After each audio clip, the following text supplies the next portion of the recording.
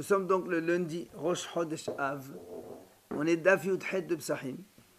Et nous sommes arrivés donc hier à la 7e ligne. On va juste reprendre un petit peu la question et la réponse de la Gemara quand on avait vu dans la Mishnah que... non, pardon, pas dans la Mishnah, dans la Braïta avec la Mahlok entre Rabbi Meir d'un côté, Rabbi Yehuda de l'autre, Rabbi Yossi, Rabbi Shimon de l'autre. On avait dit que Rabbi Yehuda a dit la kol tamé, c'est-à-dire quand on a un safek sur la tom'a des mashkin, il a dit, donc Rabbi Yehuda a dit tamé c'est pour tout. Alors hier on a posé une question, on a dit comment? Voilà, on a vu que lorsque on a un sac, un récipient, que s'il est impur de l'extérieur, selon Rabbi Yehuda, il a dit, quand c'est impur de l'extérieur, comment c'est marqué là-bas? Netma tocho, voilà, c'est ça. Si c'est un tamé à l'intérieur, c'est tamé à l'extérieur, mais si c'est tamé à l'extérieur, il n'est pas tamé à l'intérieur. Et Rabbi Yehuda a dit tout ça, pourquoi? Parce que c'est mashrin. Parce qu'il était impur par un mashrin, par un liquide. Mais si c'était sheres, hakol tamé. Alors nous on dit, mais si maintenant tu dis que selon Rabbi Yehuda, les mashkin aussi, ça rend impur tout, alors ça doit être pareil. Alors on a répondu que Rabbi Yehuda a changé d'avis. D'accord? Hazarbo. Alors quand on a dit Hazarbo, on a dit est-ce que Hazarbo de tout? Parce que comme Rabbi Yehuda lui il a dit, la kol tamé ça veut dire aussi bien les eaux eux-mêmes, les liquides eux-mêmes ils sont impurs, que aussi ils transmettent l'impureté. Or, quand il a dit ils transmettent l'impureté, est-ce qu'ils transmettent l'impureté au manger, aux aliments, mais aussi au kélim? Ou bien il a changé d'avis de tout, c'est-à-dire aussi bien pour les khalim que les kélim aussi, ça ne rend pas impur. Alors, on a répondu, on a dit voilà, on a vu c'est dans l'histoire de cette vache, la vache qui a bu les eaux d'une vache rousse. On a dit ensuite, Rabbi Yehuda a dit, Tanakama il a dit Bessaratamé, donc elle est impure. Alors que Rabbi Yehuda il a dit non, c'est absorbé dans sa chair, donc c'est pas tamé. Alors on a dit, si maintenant tu penses que pour les ochalim, Rabbi Yehuda il dit que c'est encore impur, pourquoi ici la viande elle est pas pure? Pourquoi il dit que c'est absorbé? Alors il a répondu qu'en vérité, quand on a dit absorbé dans sa viande, c'est pas complètement, c'est uniquement c'est-à-dire eux-mêmes ils sont tamés, mais ils ne transmettent pas l'impureté. Ça veut dire qu'on peut maintenir que Rabbi Yehuda dit que c'est dans les ochalin, c'est tamé encore, mais dans les kélim, c'est l'abus de la vache, les eaux de la vache rousse. Pas de ochalin, c'est de l'eau, c'est considéré comme non, on parle de la viande de la vache rousse. Oui, mais elle a pas. La viande de la vache qui a bu les eaux de la vache rousse. Mais justement. Mais c'est la viande, on parle plus d'eau. Mais c'est... Elle a bu l'eau. Oui, l'eau, ça rend tamé. Est-ce que ça rend tamé la viande ou non? Lui, il a dit bato bemeha, c'est-à-dire bato bemeha, mais quand on dit bato bemeha, dans le sens eau, c'est pas tamé complètement. C'est-à-dire. Je pensais moi que c'était si elle avait mangé du manger, pas de l'eau. Non, on a dit cette vache, elle a bu les eaux de la vache rousse. Compris. Et donc, on a dit, Tanakama, il a dit, elle est tamée. Rabbi Yehuda a dit non, c'est batel bemeha, il n'y a pas de touma, c'est absorbé dans sa chair. On a dit maintenant, si tu dis que dans les ochalin, Rabbi Yehuda a dit tamé, pourquoi tu dis que c'est batel dans sa chair? Ça doit être. C'est pareil. Parce qu'elle n'a pas mangé du manger, j'ai compris ce que tu as dit, Rabbi. Mais elle a bu de l'eau, c'est pas de ochalin, c'est de l'eau. Dans le mashrin, on est dans les mashrin, non, c'est pareil. Non, c'est pas ça. Elle a bu des eaux de la vache rousse. La question est que ces eaux, ces liquides-là de la vache rousse, ils vont aussi donner l'impureté à la viande, oui ou non? Rabbi Yehuda, il a dit non. Alors on dit comment au début on a dit, la preuve c'est que Rabbi Yehuda, il a dit c'est partout, c'est tahor. Alors pourquoi il dit ici, quand Rabbi Yehuda, il a dit, si tu penses que pour les ochalin c'est encore tamé, comment ça se fait qu'il dit ici que c'est bato bemeha? Il répond non, il dit bato bemeha, c'est-à-dire metum ahamura, c'est-à-dire dans le sens où la viande elle ne va pas entraîner l'impureté aux autres. Mais la viande elle-même, elle est donc tamée. Comment on compare en réalité ça avec l'histoire de l'ustensile que s'il se remplit à l'intérieur, l'extérieur? Non, c'est pas on compare. Non, c'est pas. Non. Là-bas, on avait dit, contre Rabbi Yehuda, il a dit comme ça, il a dit, si c'est de l'intérieur. Voilà, lui, ce qu'on a gagné de ça, c'est que Rabbi Yehuda fait une différence entre mashkin et sheres. Donc il dit que tomate mashkin, elle est plus légère.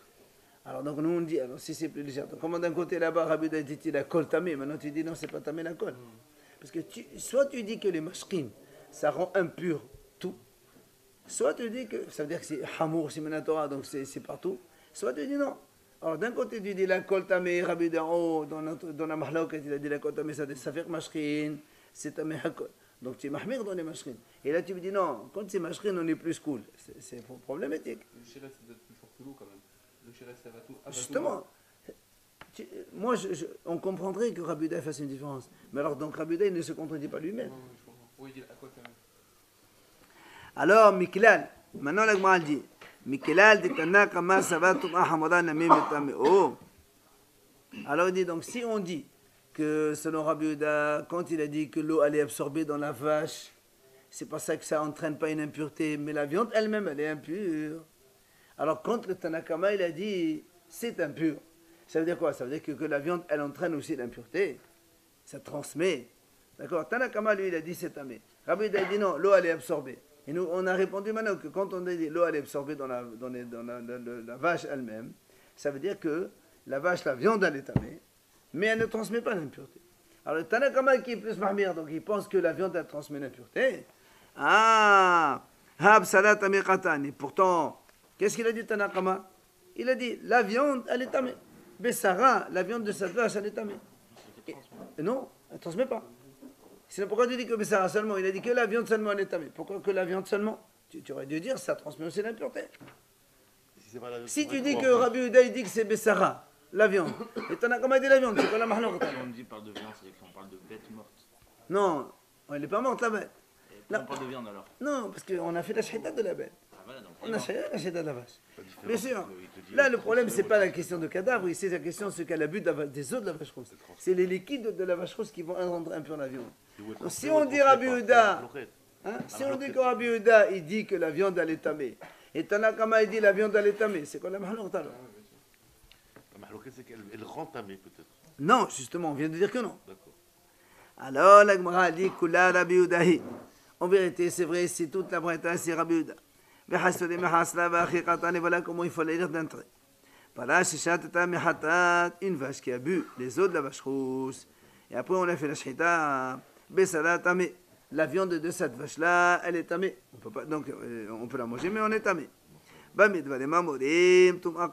C'est-à-dire, uniquement la viande elle-même, elle est tamée, mais elle ne transmet pas. C'est ça, tum'a légère. Légère, c'est qu'elle-même seulement.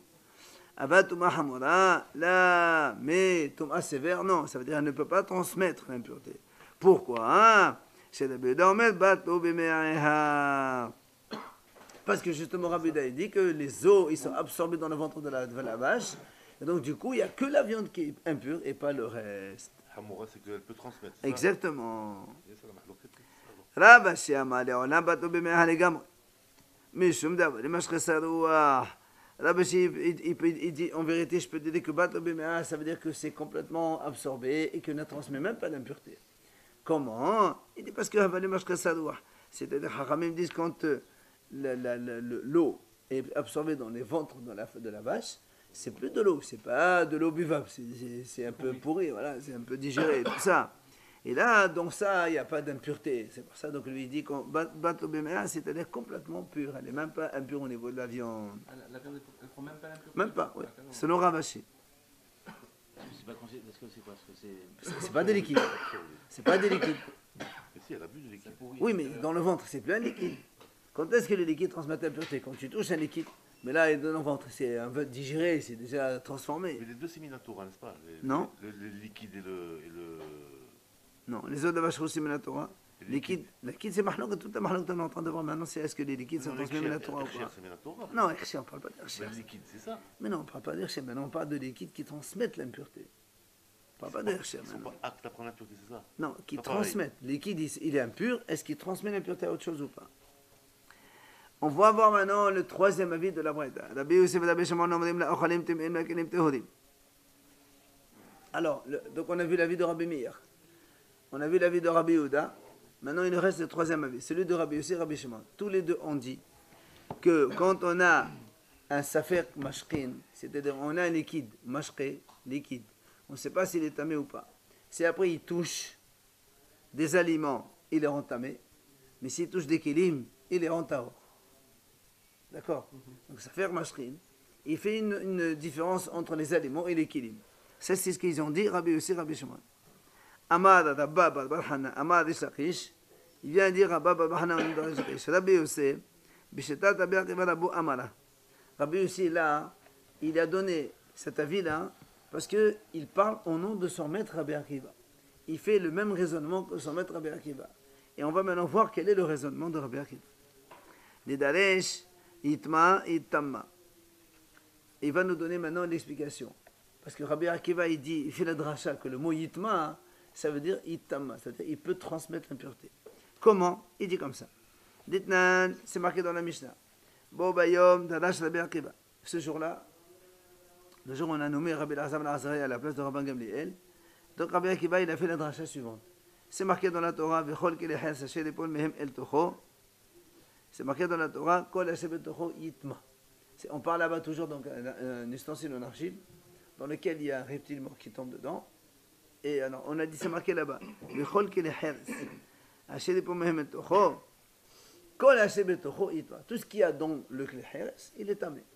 D'accord. Si maintenant vous avez une cruche vide, enfin pas vide, enfin il y a de la nourriture dedans. On va voir après la différence. Mais donc vous avez une cruche, un reptile il rentre dans l'air, l'espace aérien, la cruche elle est impure, du coup tout ce qu'il y a dedans, d'accord, tous les aliments qui sont contenus là-bas, c'est tamé. Alors Rabbi Akiva il est de rêche comme ça. Et non mais tamé ella yitma. La Torah dit, ceux qui se trouvent dedans, yitma. Si on traduit le mot yitma, il va rendre impur. Alors Rabbi Akiva dit, pourquoi la Torah ne dit pas tamé? Lui-même il est impur. Ce qu'il y a dedans c'est tamé, c'est impur. La Torah dit yitma, il va être impur. C'est-à-dire il va être impur. Alors Rabbi Akiva dit yitamé ahari. Ça veut dire que donc il va transmettre l'impureté. L'immed, on apprend ça. Ça veut dire, quand, imaginons on a un pain qui se trouve dans ce four-là. Donc si le reptile il tombe dans le, enfin il rentre dans le four. Le reptile c'est un chef d'impureté. D'accord? Le reptile c'est un chef d'impureté, c'est lui un reptile mort, il est chef. Donc si on te dit que le pain, imaginons on a un pain dans ce four.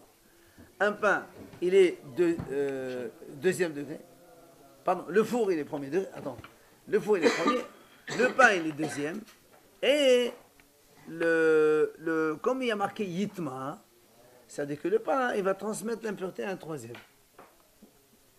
D'accord? Il fait troisième degré dans le holin. Maintenant, pour nous, pour les liquides, comment il fait? Il dit voilà, c'est marqué aussi dans le même le passage à côté. La même chose, c'est marqué. Tous les liquides qui se trouvent dans ce four, dans cet ustensile en argile, le même mot, yitma, il va rendre impur, on va dire comme ça. Donc le chef, il tombe dans cette cruche-là, oui. Où il y a du liquide. Il y a des liquides, il y a des aliments. Donc ça veut dire, comme la Torah l'a dit, voilà, comme la Torah n'a pas dit le mot tamé, elle a dit yitma, donc on a appris que ça va donner encore l'impureté. Bien sûr que quand il tombe, tout ce qui est à l'intérieur, c'est tamé. Évidemment. Et ça transmet l'impureté. En plus, ça transmet parce qu'il y a marqué yitma.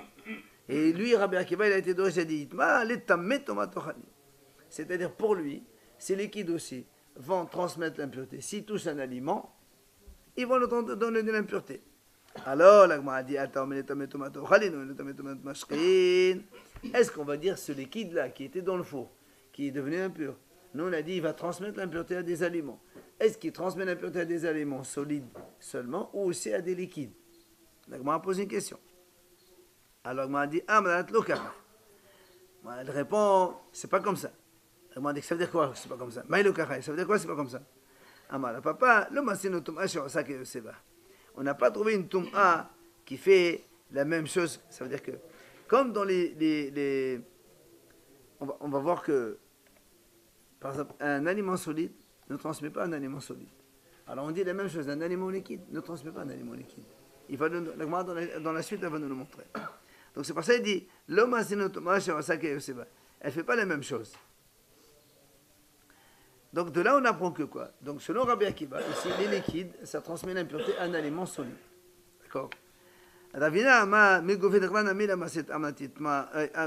Du pasuk lui-même, tu l'apprends, ça. Comment? Il est marqué yitma. C'est pour rendre impurs les liquides. Alors, il dit pourquoi? Il dit,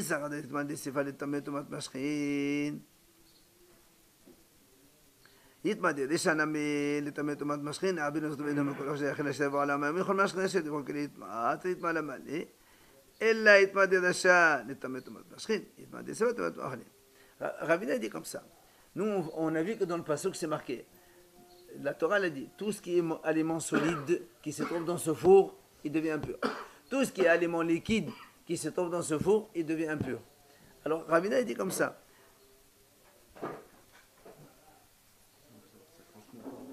Si tu dis, il fait le raisonnement suivant. Si on dit que ce liquide-là qui se trouve dedans, il va transmettre l'impureté à un autre liquide, oui?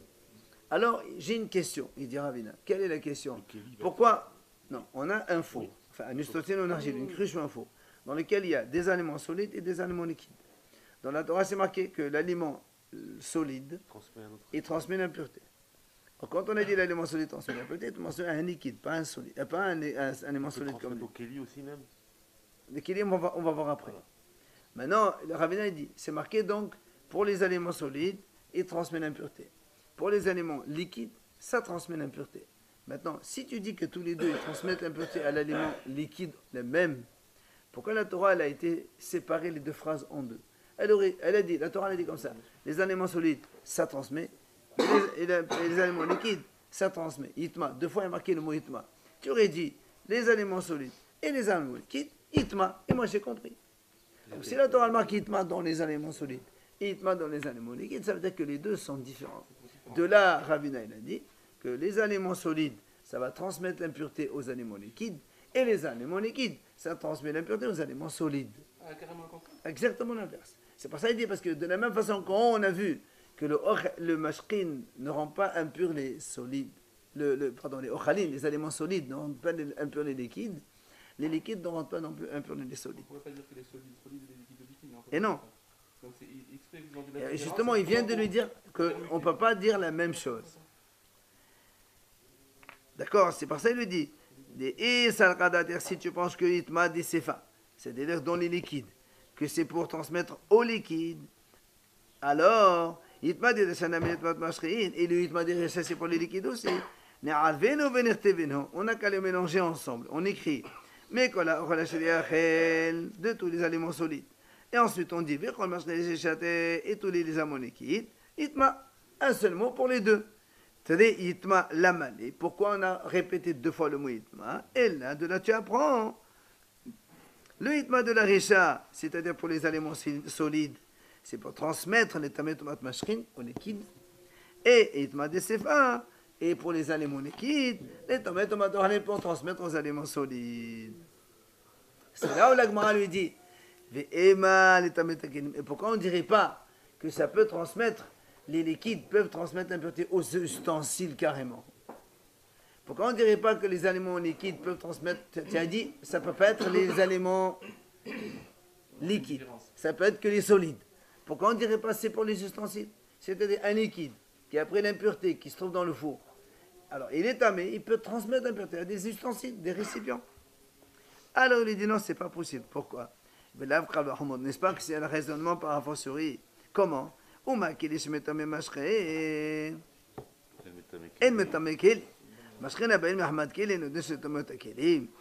dit, si déjà le four lui-même, qui a été donc rendu impur par le reptile, c'est marqué dans la Torah que ce four-là, s'il y a un récipient, un ustensile dans le four, il n'est pas impur. Alors, il dit, si le kili lui-même, il ne peut pas donner l'impureté à un kili, toi, tu veux que les aliments, les liquides qui se trouvent dedans, ils vont donner l'impureté à un kili, c'est pas possible. D'accord, c'est logique ça. Alors, là, on m'a dit non, pourquoi? Disons, on peut dire,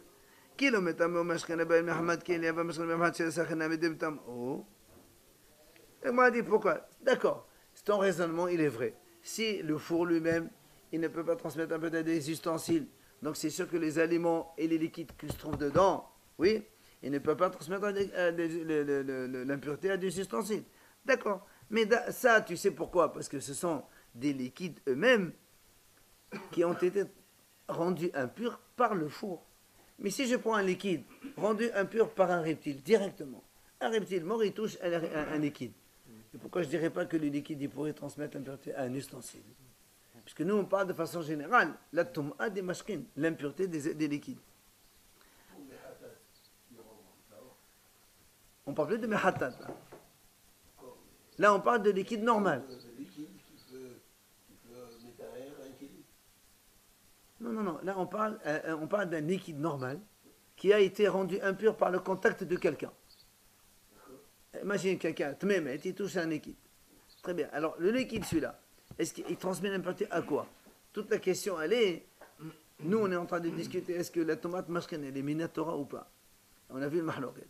Maintenant, on veut savoir, contre Rabbi Yossi et Rabbi Shimon, ils ont dit, quand on a un safek de ce tomate mashkin-là, s'il touche de la nourriture, des éléments solides, c'est tamé, même si ça fait, mais si c'est des ustensiles, non. Alors, on essaie de comprendre d'où ils ont tiré le raisonnement. Il a dit de Rabbi Akiva. Et on est en train de faire tout le raisonnement de Rabbi Akiva, à travers lequel on va donc justement arriver à cette conclusion, comme quoi, quand on a des liquides qui sont tamés, ça va entraîner la tomate aux aliments solides, mais pas aux ustensiles. On est en train de parcourir tout le raisonnement de Rabbi Akiva. C'est pour ça que moi a dit. C'est tout, on a une doute si elle est tamée ou pas là. Parce que là, on est en train de Non. Quand on a un doute. Là, on n'a pas de doute. Là, Regarde, quand on a un doute, là on n'a pas de doute. Ici on parle de façon générale. Lui il parle d'un doute, ça veut dire que quand il y a un doute, si c'est Menatora, c'est Mahmir. Ici c'est des Rabbanan, c'est Mekhil. C'est ça en fait la différence. Alors c'est pour ça qu'il lui dit, d'accord, pour les liquides qui ont été rendus impurs par le four lui-même, je comprends qu'ils ne transmettent pas l'impureté aux ustensiles. Mais si le liquide lui-même il a été rendu impur par le reptile, peut-être que oui. Alors dans la dernière ligne, l'Agma lui dit, l'Agma lui dit, mais les liquides rendus impurs par un reptile mort, c'est pas écrit dans la Torah. C'est pas marqué dans la Torah. C'est on apprend d'un raisonnement. Comment? On dit comme ça. Nous, on a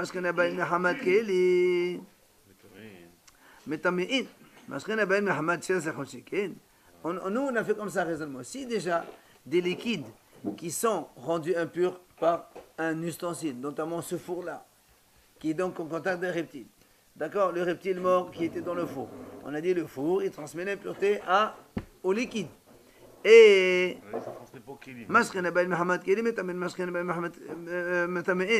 il rend impur. Les mascrines qui viennent à cause d'un reptile lui-même, a fortiori que ça transmet l'impureté. Au kili. Non, pas au kili. Et non, pas au kili. Non, on a dit le four, il transmet l'impureté au liquide.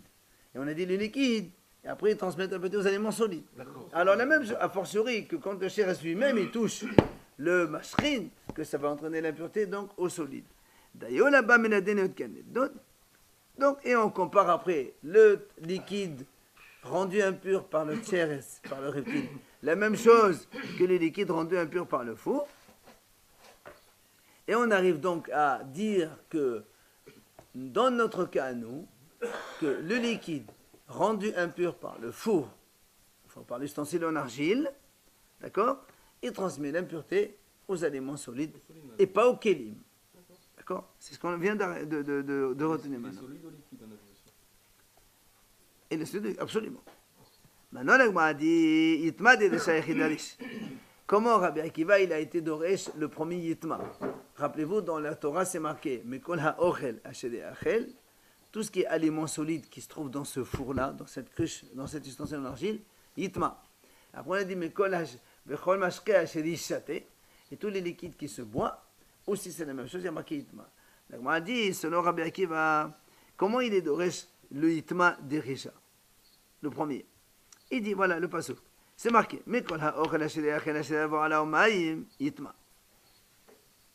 C'est marqué donc tout aliment qui se mange et devient impur, qui se trouve dans ce four. On parle de ça.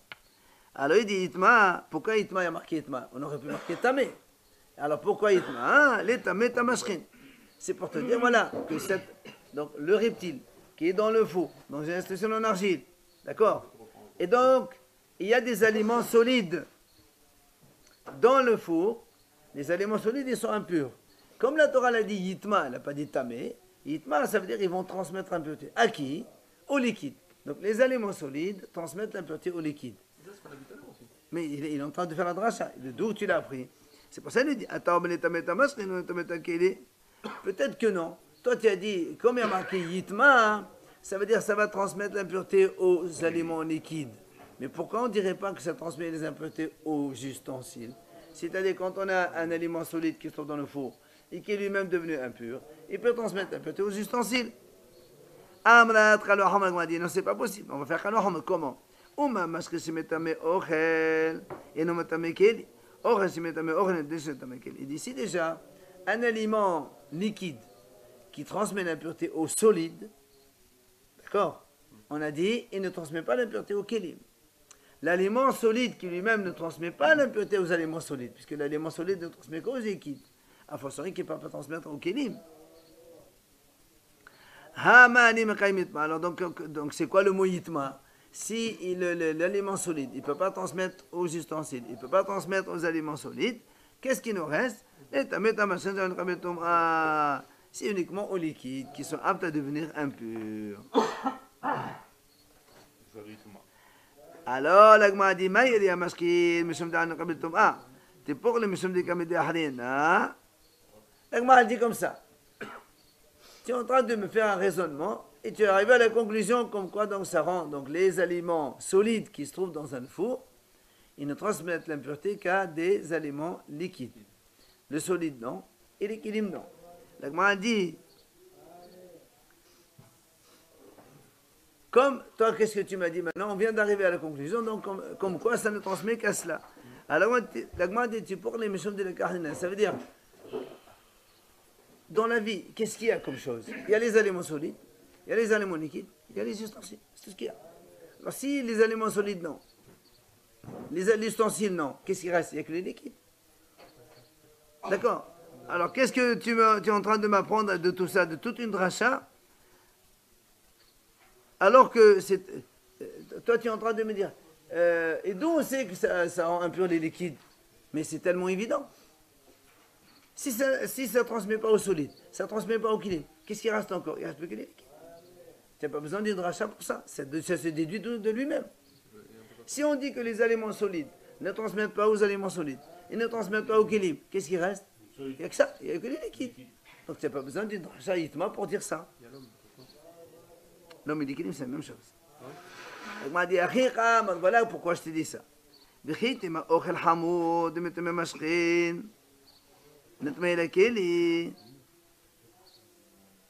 m'a dit non, parce que j'aurais pu penser, comme les aliments solides, ils sont beaucoup plus sévères, dans le sens où ils rendent impurs les liquides.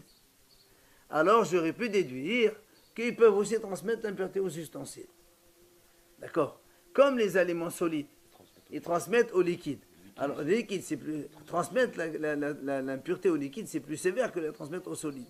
Parce que ce n'est pas marqué clairement dans la Torah.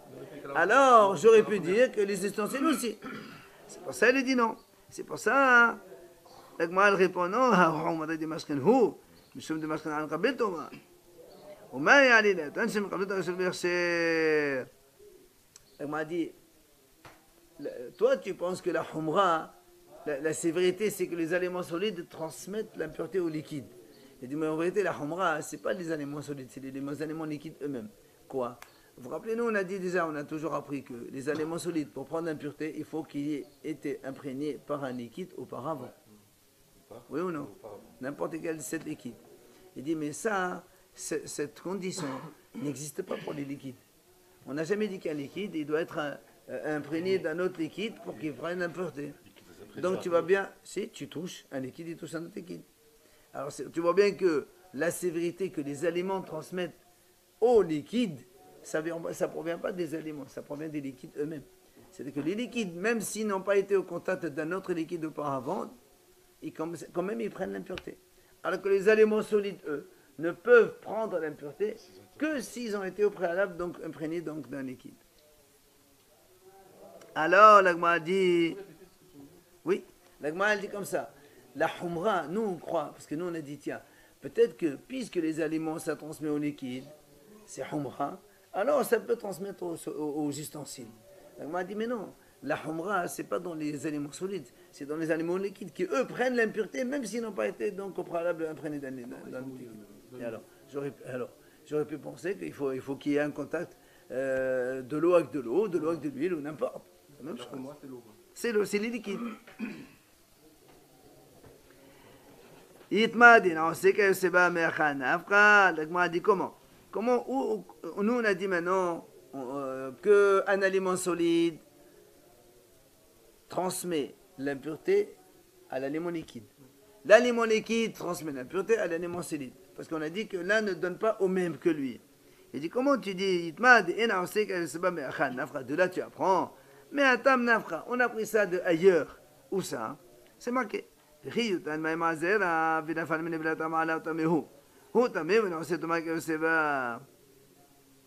voilà, on a vu dans le passage que c'est marqué. S'il y a un liquide qui tombe sur un aliment, oui, et après il y a un cadavre qui tombe dessus, c'est ça où l'aliment il prend donc de l'impureté. D'accord? Et donc on a dit là-bas c'est marqué tamehu, hu tame, Khamim dit, lui il est impur, mais il ne peut pas transmettre l'impureté la même chose que lui. Il dit, tu vois bien, c'est de ce passage qu'on apprend qu'un aliment, selon son état, ne transmet pas l'impureté à l'aliment au même état que lui. C'est-à-dire solide, il ne peut pas transmettre au solide, et liquide ne peut pas transmettre au liquide. D'accord? De là on apprend. Alors comment toi tu m'as dit qu'on a appris de Hitma, hein? Alors on lui a dit, monsieur, il y a deux types de mashrin. Had b'mashrin ba'in mahamad sheres, had b'mashrin ba'in mahamad kili. Il dit non, comme on a deux types de liquides, il y a des liquides qui sont rendus impurs par les heres, le reptile qui tombe dans leur fil. Il y a le liquide qui est rendu impur par le reptile qui le touche lui-même.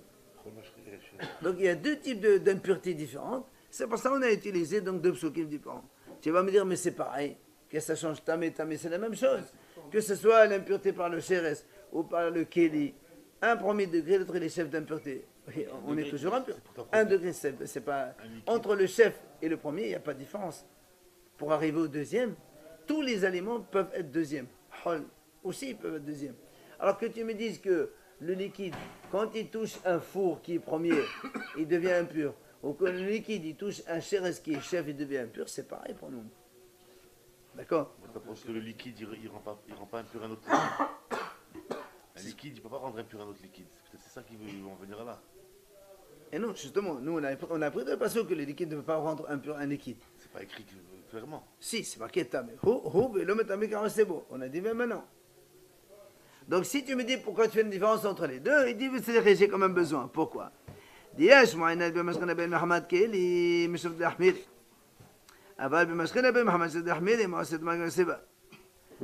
que si tu me dis, si on m'apprend le cas de liquide qui est rendu impur par un reptile, ou plutôt par un keli, j'aurais dit ça, c'est pas hamour. Pourquoi c'est pas hamour quand ça vient? Un keli ouvert avec un sheres, non, pas un sheres, pas un sheres. Le liquide qui se trouve dans la cruche. Donc, si on m'apprend que ce cas-là, voilà, ce liquide-là, il ne peut pas rendre impur liquide. D'accord? Moi, je veux dire, c'est normal. Parce que ce liquide-là, comme il est deuxième degré, parce que le four, il est premier, le reptile, il est un. Comme il est deuxième degré, je dis, tiens, c'est normal parce qu'il est deuxième degré, alors ça descend d'un cran, alors il ne transmet pas d'impureté. Mais le liquide qui est au contact d'un chair, d'un reptile mort, que maintenant le liquide, il est premier degré, j'aurais dit peut-être qu'on va être plus sévère et ça peut transmettre encore au liquide. Il te dit non. Maintenant, dans ces cas-là, tu as qu'à m'enseigner le cas du sheres, comme quoi les liquides qui sont en contact d'un sheres, d'un reptile mort, ici donc les liquides ils sont premier degré. Et tu me dis, le liquide, celui-là, il ne transmet pas l'impureté à un liquide. Et moi, je déduis forcément, un liquide qui est second degré, c'est sûr qu'il ne va pas transmettre l'impureté à un autre liquide. Donc ça, on aurait pu le faire. Mais peut-être que. Et pas peut-être, au contraire, fortiori. Alors il est deuxième degré, il est premier degré alors. Bien sûr, le liquide touché par la chair, c'est un premier degré. Bon, tu dis deuxième. Alors, là, on m'a dit, il dit, t'as raison, on aurait pu faire le hammer comme ça. On n'aurait pas eu besoin de deux psukim. Mais il dit, on a comme ça souvent un principe qui dit que quand on a un enseignement qu'on apprend par Kaba Homer, la Torah, elle veut quand même l'écrire. Elle l'écrit, elle le développe. Et donc, c'est vrai qu'on aurait pu s'en passer. Et donc, donc finalement, conclusion de tout cela, c'est qu'un aliment solide va transmettre l'impureté à un liquide, un aliment liquide il transmet l'impureté à un solide, mais pas donc dans le même sens. Excusez-moi, un solide roll, il ne peut pas transmettre un solide trauma par exemple? Non. Ah, trauma, Ouais. c'est pareil. C'est pas pareil. Un aliment solide qui est premier degré, il peut transmettre à un solide trauma, évidemment. C'est bien un solide qui peut transmettre un solide. Oui, mais pas de façon générale. On parle de façon générale. Et aussi une question Amal, que je me oui. posais. Alors, le solide qui transmet un liquide. Le liquide, on a dit, c'est khamour. D'accord? Oui, c'est plus C'est sévère. khamour. Ça, Le liquide, c'est plus khamour. C'est plus sévère. ça dépend de quoi tu parles. On a dit que les liquides, c'est plus pour transmettre, c'est plus sévère que tout. Ah non, pas du tout. Puisqu'on est en train de dire ici que justement les solides ils transmettent au liquide et les liquides transmettent au solide. Moi, je voulais plus que- Le liquide il est sévère, ça dépend à quel niveau d'impureté il est. Bon, disons, on va dire si on prend avec un chéret, je parle. Vous voyez, ça il est Le rond. chéret, Oui. maintenant, quand on dit le solide avec le liquide, ça rend le liquide impur. Oui. On aurait pu, la question c'est est-ce qu'on aurait peut-être faire un fortiori en disant aussi que l'eau solide, il rend solide aussi. Ah, pas du tout. Si le liquide il est Mais pas du tout, au contraire. La tomate mashkin, c'est la humra que la Torah a donnée aux tomates mashkin. Mais les solides, il n'y a pas de humra spéciale. Pour les liquides, il y a une humra. Pour les solides, il n'y a pas de humra. Amali Rabinali Ravashi.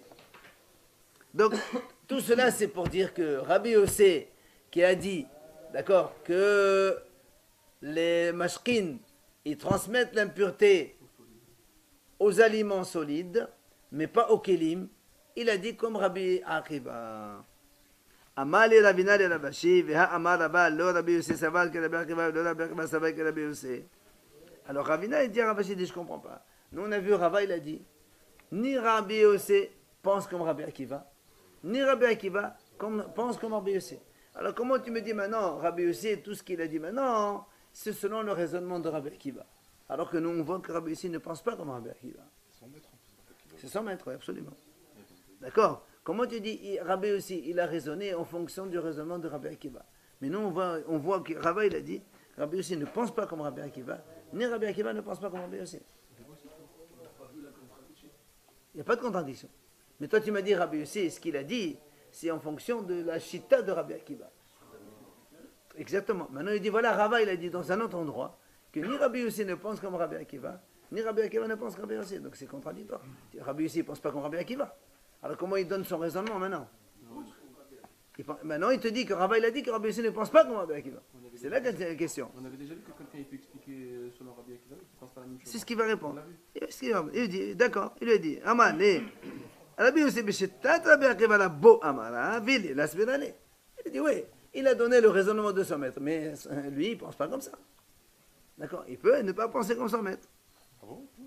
Verdad? Amal et Ravashi, on va arrêter parce que c'est Rosh Chodesh aujourd'hui.